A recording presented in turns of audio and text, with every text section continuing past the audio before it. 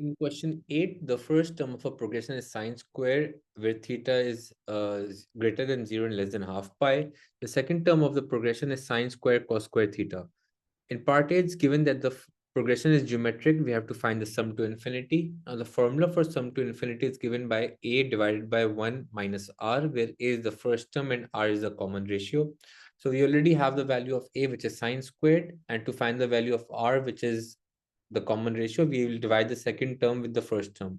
So the second term is sine squared cos squared, and the first term is sine squared. So sine squared and sine squared will cancel. So the R will be equals to cos squared. So the sum to infinity will be written as A, which is sine squared theta divided by 1 minus R. So that is cos square theta. So this will be 1 minus cos square theta. Now we can use the identity that sine squared theta is equals to 1 minus cos squared theta. So the sum to infinity can be written as sine squared theta upon sine squared and sine squared will cancel out. So the sum to infinity will be equals to 1.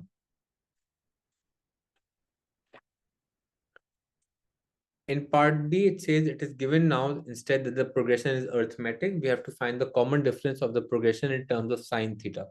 So to find the common difference, we find the difference of two consecutive terms. So in this case, we can find the difference of the second and the first term. Now the second term was sine squared and cos squared, and the first term was sine squared. Now we have to bring our expression in terms of sine theta. So we can again use the identity, which is, so cos squared is equals to 1 minus sine squared. Now substituting 1 minus sine squared in place of cos squared, so we'll get sine squared into 1 minus sine squared minus sine squared. Expanding the bracket, we'll get sine squared minus sine to the power 4 minus sine squared. Sine squared and sine squared will cancel, so the common difference will be equals to minus sine to the power 4 theta. In part 2, it says find the sum of the first 16 terms when theta is equals to 1 upon 3 pi.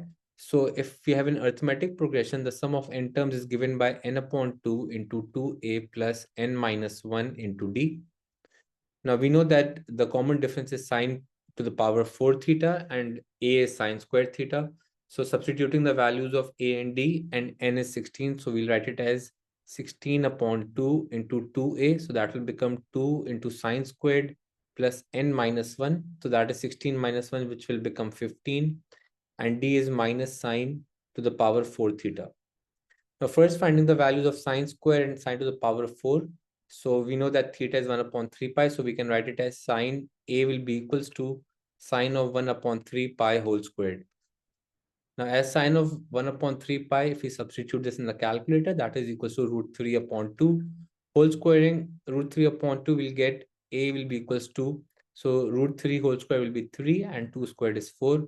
So A squared will be 4 and D will be, so as D is minus sine to the power 4 theta, so we'll write it as minus sine of 1 upon 3 pi, and that will be to the power 4. Sine of 1 upon 3 pi, we know that is root 3 upon 2.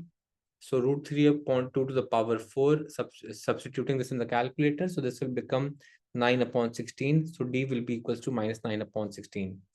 Now to find the sum, we'll just substitute the values of A and D into the equation. So that will become 16 upon, and this will be 16 upon 2 up here. So this will be 16 upon 2, and this will be 8 into 2a is 3 upon 4, plus this will be 15 into 9 upon 16 with a negative sign. Simplifying this, we'll get sum of n terms will be equals to 8 multiplied by, so this will cancel out, this will become 3 upon 2 minus, and we can write this as 9 times 15. So 9 times 15, if we substitute this in the calculator, that is equals to 135. So this will be 135 upon 16. Now substituting these values in the calculator, so we'll get sum of n terms will be equals to 8 multiplied by, taking the LCM will be 16.